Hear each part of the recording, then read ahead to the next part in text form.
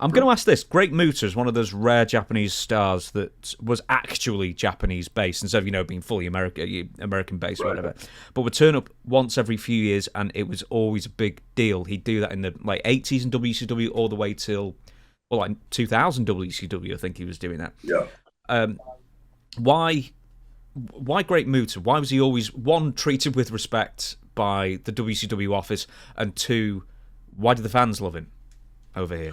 Well, the reason for the respect from the office is WCW and prior, the NWA was trying to keep a forged relationship with All Japan. And so to reciprocate that, Muta was a huge star in Japan.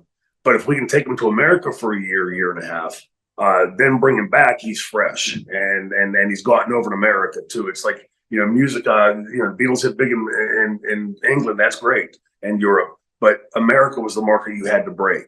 The same thing with Japanese wrestling. The Japanese were seeing this as the opportunity to showcase their amazing talent in America and give a foothold there.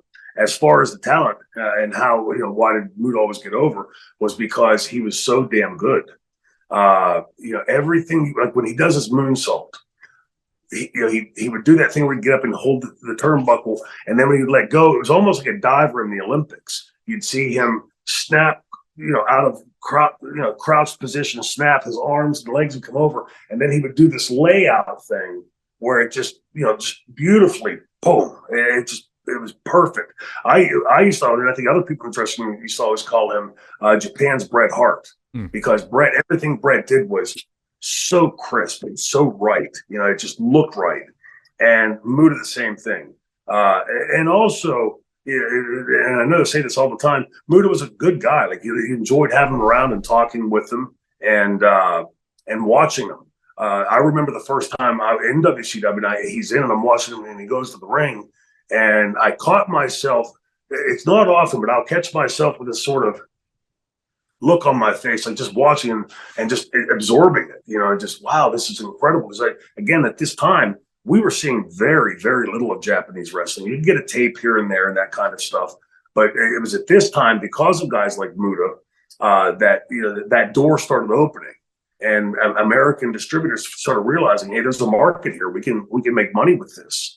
And I've always said this about the Japanese wrestlers. In America, any Tom, Dick, and Harry can start a wrestling school. It doesn't matter if they have pedigree in the business or not. Just slap a ring up and an old building, whatever, and you got your wrestling. You own a wrestling school. In Japan, when you hear the phrase dojos, those are legitimate places. And in those places, in those dojos, those young boys are taught respect. The Japanese culture is huge on respect. And I remember the first time going to Japan in 1988. A kid then, who would become one of the major mid to late 90s and early 2000s, Kenta Kobashi. Good guy, big, thick Japanese guy. And on that first tour, I see him in the middle of the dressing room after the show. I come back from the ring, and he's down on his knees, pan of water there, and he's scrubbing, literally scrubbing Baba's feet and drying them and everything. Had he not done that, that's their way of tearing down your ego to now when you step into that place and you've earned your respect. Something I really love and respect about the Japanese culture, because in our country, the old guys like Dominic did it a different way. Never had to scrub his grape stomping feet, but he would do it another way, teach you the respect like that, making you set the ring up and tear it down and do this and do that.